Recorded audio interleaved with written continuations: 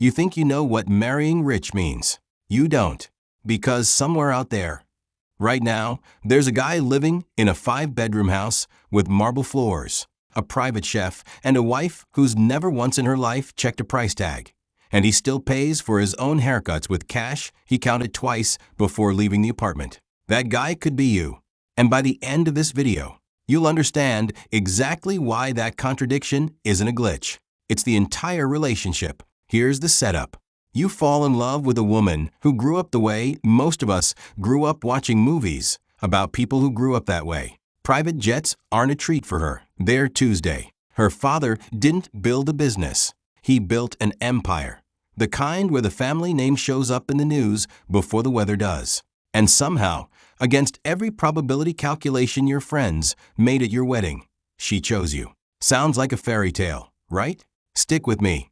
Because in about 4 minutes, I'm going to tell you about the dog, the credit card, and the moment her father looked at your bank statement, the way auditors look at companies they're about to shut down. And trust me, none of it ends the way you think. Let's start with the dog. 3 weeks into the marriage, she comes home holding a small white fluff of a creature that costs more than your last car. 2 million.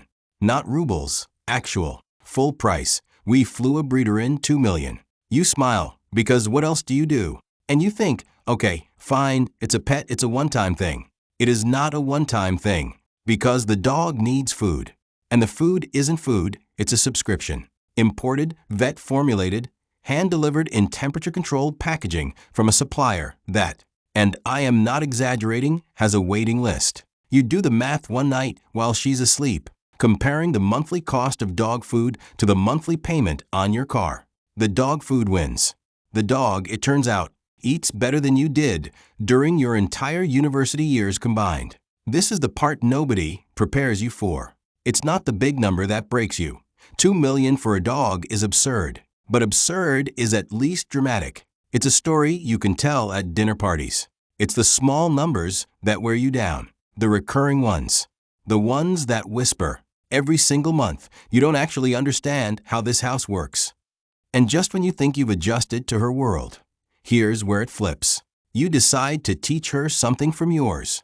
You hand her a mirror card, the national payment card, the one regular people use at regular stores for regular groceries. You explain how it works, how the limit functions, how you check the balance, how you don't just tap and walk away, assuming the universe will sort out the math later. You feel for a brief, glowing moment, like the responsible one in this relationship. Like maybe you're not just the guy who married up. Maybe you're the guy who's actually teaching her something real. She listens. She nods. She says thank you. And for your anniversary, she gives you an island. Not a vacation to an island. Not a week at a resort with an island view.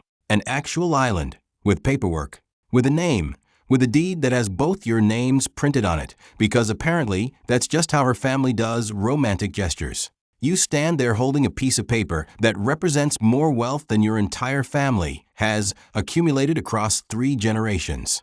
And your first thought, your actual first thought, is, did I pay the electricity bill before I left the apartment this morning? That's the gap. That's the whole relationship in one sentence. She thinks in islands. You think in electricity bills. And somehow you have to build a marriage in the space between those 2 scales, where one wrong move on either side feels like an earthquake to the other person. But here's where it gets genuinely uncomfortable, because money in her family was never just money. It's oversight, it's control, it's a system, and nobody embodies that system more than her father. You'd think a man with that fortune wouldn't care what his son-in-law spends on coffee. You'd be wrong.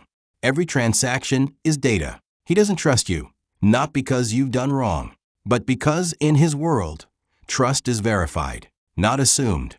So he checks your spending, quietly, then not so quietly. He wants to know what, where, when, and most importantly, why someone in his daughter's world still buys from discount stores. To him, it's not thriftiness.